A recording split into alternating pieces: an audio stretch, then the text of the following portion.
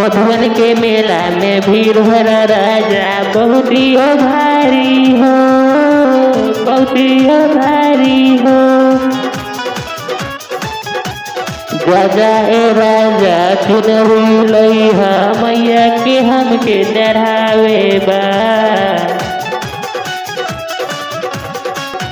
मैया हमर आवत होई है राह निहारत होई है हो।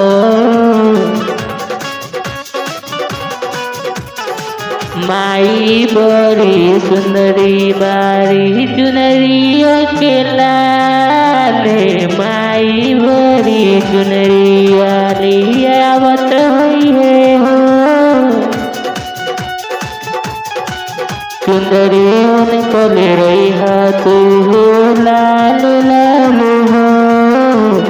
माई हमर आवत होई है राह निहारत होई है हो।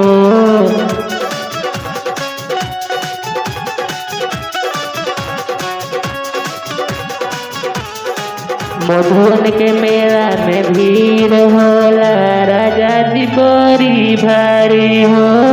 धीरे धीरे हाक में राजा अपन ये गरिया हो। माई रास्ता निहारत होई है आवत होई है हो।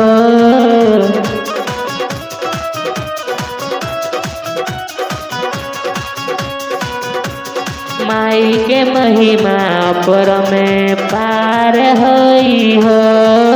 सभी लोगन पकिरे बारंबार होई हो।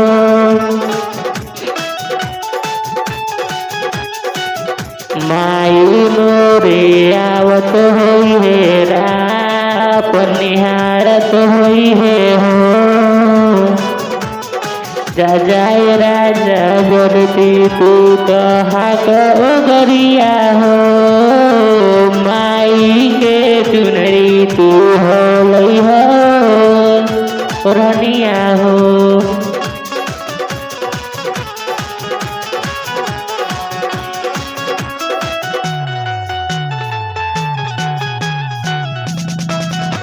राउन पड़े जो हट होई है माई हमर हो।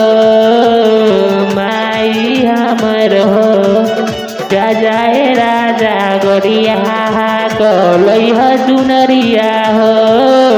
औरी संग में उलहुल कपौरवा लई ह कपरवा हो।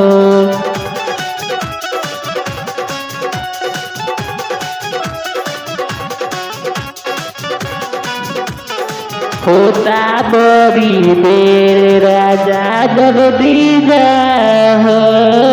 गोरिया से अपन जल्दी बुला के लावा घर में आरती सजावा हो।